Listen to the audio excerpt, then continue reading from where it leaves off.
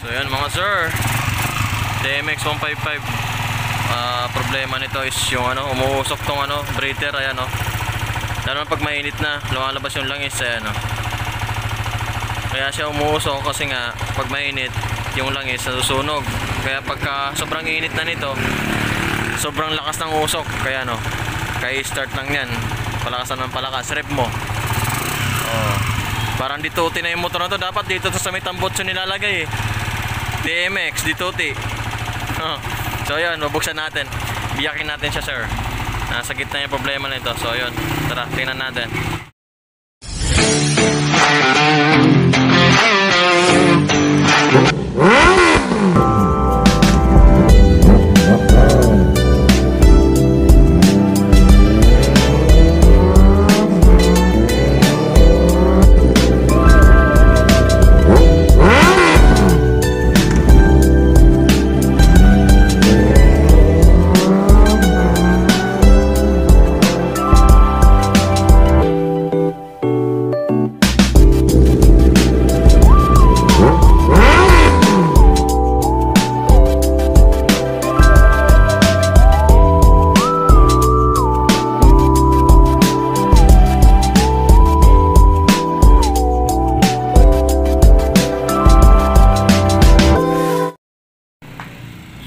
Sir, tingnan natin yung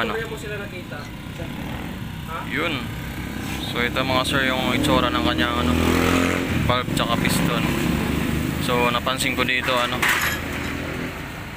may crack tong piston nya So isa ito na mahirap panda rin kaya pag umaga. Tapos yung issue talaga kaya pinagawa to dahil itong breather hose may lumalabas na langis. So possible lang dito yung problema niya.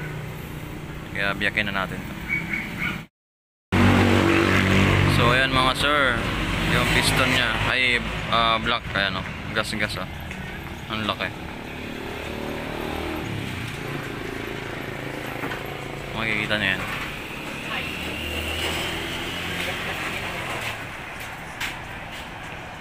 Yun,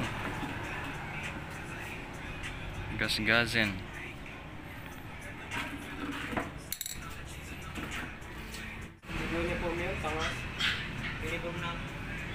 So ito yung piston niya mga sir. Ito yung may crack kaya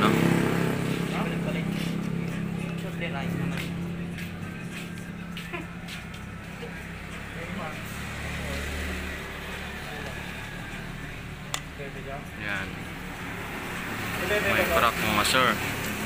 Palitan natin yan. So yan mga sir, nabuksan na natin. So nandito yung breather nya. So dito lumalabas yung usok wala sa tambotso. So ang possible na sira is ito, napansin ko lang ito. Yung area na to kasi dapat walang walang, kumbaga naka-shield siya, silyado dapat ng gasket para walang papasok na lang sa loob at hindi na mag-usok. So ito lang yung issue niyan.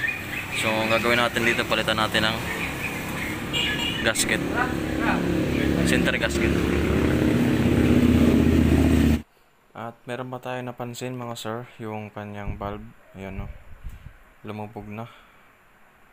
So palitan na rin natin tong valve nya, intake tsaka exhaust. So lumubog na siya sir dahil sa local siguro tong nilagay na valve. So hindi na namin ilabas yan. So ngayon ay kagrinder na lang natin or gamit tayo ng pang port para lumabas na siya. Okay, so ayusin na natin to mga sir. Ito mga sir yung Bwin na brand, black ng DMX 155. Isang set na yan, kasama na yung piston ring, piston pin, tapos pin lock, piston, tapos may gasket na yan. So yun, symbol muna natin ito mga sir. So yan mga sir, ito na yung bagong nabuo na natin, bagong black na Bwin brand. Bwin baka naman. Ayan. So yun, napakatahimik. Napalitan to ng tappet screw valve na intake tsaka exhaust, tapos block isang set, tsaka cam follower. So yun ang pinalitan natin, tsaka yung center gasket sa gitna kasi umuusok siya. So yun lang. So yun lang sana problema, yung dito lang gasket lang sana papalitan, kaso nung binuksan ang dami palang sira.